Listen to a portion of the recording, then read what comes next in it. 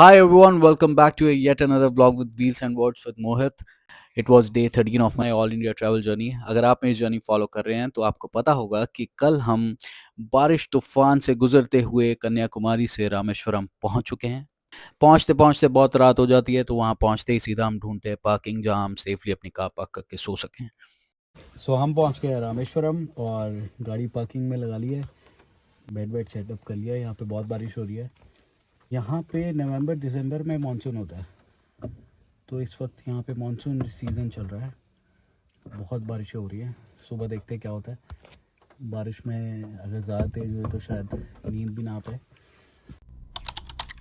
Hi everyone, this is Mohit and welcome to my new vlog. We are in Rameswaram. कल रात को हम कन्याकुमारी से रामेश्वरम आ गए थे। रामेश्वरम में इस वक्त मानसून का सीज़न है। नवंबर दिसंबर में यहाँ मानसून होता है और बहुत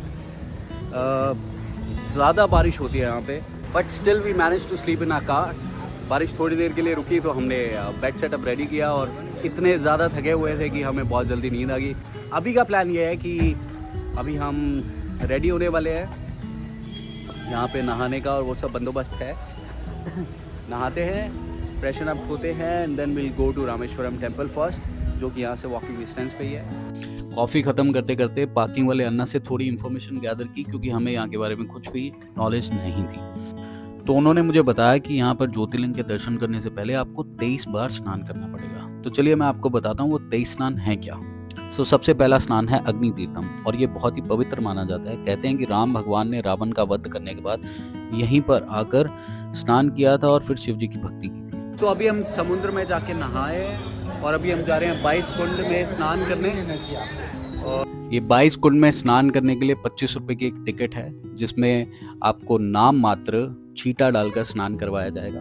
for better experience I would recommend कि आप एक गाइड हायर कर लीजिए। एंड इससे आगे का व्लॉग हम शूट नहीं कर सकते थे, क्योंकि अपेरेंटली छोटे व्लॉगर्स को अंदर शूट करना अलाउड नहीं है। तो चलिए, अग्नि तीर्थम में स्नान करने के बाद अब नंबर आता है 22 कुंड में स्नान करने का। कहते हैं 22 कुंड श्री राम भगवान के द्वारा खुद बनाए गए। कुंड में स्नान करने के बाद अब मैं हो गया हूँ रेडी और अभी मैं जा रहा हूँ मंदिर की तरफ। पता है, रामेश्वरम आने से पहले ना मेरे 6 ज्योतिर्लिंग हो चुके हैं, बट यहाँ पे आके जो ये जो 22 कुंड में नहाने का, 22 कुंड में स्नान करने का जो मुझे अवसर मिला ना, इसके लिए आई एम वेरी थैंकफुल और मुझे बहुत अच्छा लग रहा है। तो हम पहुँच चुके हैं श्री रामनाथ स्वामी जी के दर्शन करने। एंड इस मंदिर के बारे में जो मान्यता है और जितना मुझे पता है वो मैं यहाँ पर शेयर करना चाहूँगा। अगर कुछ गलत इन्फॉर्मेशन हो तो प्लीज़ मुझे माफ़ कर दीजिएगा। कहते हैं श्री राम भगवान जब रावण का वध कर कर लौटे थे तो इसी जगह पर पहुंचे थे, और क्योंकि रावण एक ब्राह्मण थे और शिव जी के भक्त भी थे, तो ब्राह्मण हत्या का जो उन पे पाप लगा था उसके निवारण के लिए उन्होंने यहाँ पर बैठकर शिव जी की तपस्या की थी। कहते हैं उन्होंने जब मिट्टी का शिवलिंग बनाकर उन पर जल अभिषेक किया तो जो मिट्टी का शिवलिंग था वो पत्थर का बन गया, और तब से अब तक यहाँ पर लोग श्री रामनाथ स्वामी जी के दर्शन करने के लिए आते हैं। भोलेनाथ की कृपा होती है, वो बुलाते हैं तो हम जैसे भक्त पहुंच जाते हैं। बहुत ही आसानी से हमारे दर्शन हो गए। मानसून में आने का ये फ़ायदा है। और ये जो मेरे हाथ में आप बॉटल देख रहे हो, ये 22 कुंड का जल है, जो कि आप 20 रुपए में खरीद कर अपने घर लेकर जा सकते हो। इसी के साथ मेरे 7 ज्योतिर्लिंग कंप्लीट होते हैं आज। अभी हम निकल चुके हैं रामेश्वरम से और हम जा रहे हैं धनुषकोटी की तरफ। धनुषकोटी है यहाँ से 21 किलोमीटर दूर, जिसको जाने के लिए लगेंगे ऑलमोस्ट हाफ एन आवर। और यहाँ का मौसम बहुत ख़राब है, बहुत बारिश हो रही है, बट ठीक है, उस वजह से थोड़ा सा क्राउड कम है तो हमारे दर्शन बहुत अच्छे से हो गए। और अभी हम जा रहे हैं धनुषकोटी। धनुषकोटी बहुत ही खूबसूरत जगह है। लगभग 3:30 बज चुके हैं और हम पहुँच चुके हैं धनुषकोटी चेक पॉइंट पे। ये चेक पॉइंट आपको 4:30 बजे से पहले क्रॉस करना होता है, उसके बाद एंट्रेंस अलाउड नहीं है। धनुषकोटी की तरफ 3.4 किलोमीटर लेफ्ट, 3 मिनट पे पहुंच जाएंगे। और देखिए, जैसे ऐसा मैप में ही दिखा रहा है कि बीच में बस ये रास्ता है और दोनों तरफ हमारे इधर भी और इधर भी दोनों तरफ समुद्र है। So on my right hand side there is Bay of Bengal and on my left hand side there is Indian Ocean. And I think this is the only road in India where you can experience this, and I would say this is one of the best driving experience of my life. और यहाँ पर जो wind speed है ना, वो इतनी ज़्यादा है कि अगर मैं शीशे खोल कर गाड़ी चलाऊँगा तो गाड़ी अपने आप इधर उधर थोड़ा तो मूव कर रही है। इतनी ज़्यादा विंड स्पीड है। सो इस रोड पर आगे चलते जाएंगे तो हम पहुंच जाएंगे बिल्कुल टिप पर, जहां पर हम दोनों समुद्र का संगम होते हुए भी देख सकते हैं। और उसके आगे समुद्र रास्ते से जाएंगे तो 30-40 किलोमीटर पे ही श्रीलंका है। And the place where we are going right now, that is called the last land of India. हम पहुंच चुके हैं बिल्कुल टिप पे, और इसके आगे गाड़ी नहीं जाएगी, यहाँ पे हमें गाड़ी पार्क करनी पड़ेगी। और यहाँ पर ये एक थोड़ी सी प्रॉब्लम रहती है कि यहाँ पर बहुत ज़्यादा, क्योंकि आगे रास्ता ही नहीं है तो यहीं पर बहुत जाम लग जाता है एंड स्पेस थोड़ा सा कम है।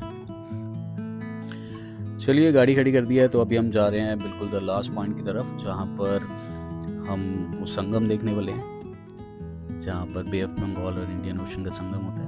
नदियों का संगम होते तो हमने बहुत जगह पर देखा होगा, बट इंडिया में this is the second place जहाँ पर ऐसा होता है। एक कन्याकुमारी में और एक यहाँ पर। इस वक्त मैं खड़ा हूँ on the place called the last land of India, and मेरे पीछे जो आप देख रहे हैं ये है अशोका स्तंभ। एंड आई एम श्योर आप लोगों ने इसका एरियल शॉट्स सब लोगों ने देखे होंगे।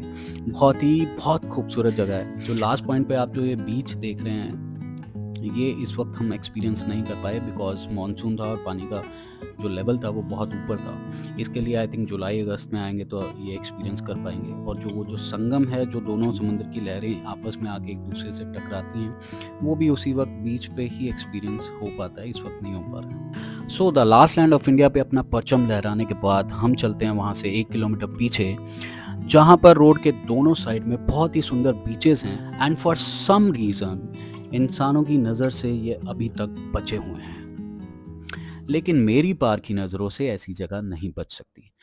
सो ऑब्वियसली आज का जितना भी वक्त बचता था वो मैंने यहाँ पर बहुत ही शांति से बिताने की कोशिश की एंड इस जगह की खूबसूरती को अपनी नज़रों में कैद करने की कोशिश की। And it was a surreal experience. और हम जो यहाँ पर उम्मीद लेकर आए थे कि राम सेतु के कुछ अंश हमें यहाँ पर देखने को मिलेंगे, बट राम सेतु तो देखने को नहीं मिला, बट उसके अंश हमें जाते जाते देखने को ज़रूर मिल गए। अन्ना, इनसे ज़रूर मिलना यहाँ आगे। थैंक यू अन्ना, वेलकम जी। चलिए धनुषकोटी को करते हैं बाय बाय और हम निकलते हैं अपनी नेक्स्ट डेस्टिनेशन की तरफ, जो कि है तिरुपति बालाजी। एंड लेकिन उसके लिए हम पहले जाएंगे पौंडीचेरी, ऑरोविल होते हुए हम जाएंगे तिरुपति बालाजी। आगे की जो ड्रिल है वो जो लोग मुझे फॉलो कर रहे हैं, जो मेरी जर्नी को फॉलो कर रहे हैं, उन्हें बहुत अच्छे से पता है। जहाँ तक हो सकेगा हम ड्राइव करेंगे एंड जहाँ पर नींद आने लगेगी हम कोई सेफेस्ट प्लेस देखकर अपनी गाड़ी पार्क करेंगे। गाड़ी में बेड सेटअप है, बेड लगाएंगे और आराम से सो जाएंगे। टाइम हो गया है 11 और अभी हम करा रहे हैं टैंक फुल। भाई हंस रहा है हमें देख के, कह रहा है क्या कर रहे हैं। और यार 7 बजे, कितने बजे के 7 बजे के निकले हुए हैं शायद हम। 4 घंटे हो गए हैं, 200 से ऊपर चला लिया हमने, बट बारिश है कि रुकने का नाम नहीं ले रही है। और ये हमें एक दोस्त मिला जो बारिश में यहाँ पे शेड लेके बैठा है पेट्रोल पंप की, और बहुत ठंड लग रही है इसको आई थिंक। सो भाई टाइम हो गया है 12:42 एंड हमने ऑलमोस्ट 300 किलोमीटर ड्राइव कर लिया है। टाइम हो गया 12:42 and we are very tired. मुझे बहुत नींद आ रही थी और 5 घंटे ड्राइव करने के बाद हमें जाके ऐसी जगह मिली है कि जहाँ पे बारिश अभी नहीं हो रही है। और हमने सोचा कि यहाँ गाड़ी लगा लेते हैं, यहाँ कैमराज हैं, यहाँ पे शॉप है जो पूरी रात खुली है। हम यहाँ पे रात को रुक रहे हैं और बाकी का सफ़र सुबह तय करते हैं, क्योंकि अभी ये और नहीं हो रहा है। एंड मैं ये ब्लॉग करता हूँ यहीं पे एंड। अगर आपको मेरा ब्लॉग अच्छा लगा हो तो please like share and subscribe. Thank you so much, bye bye, take care. आपको मिलते हैं नेक्स्ट ब्लॉग में, बाय बाय।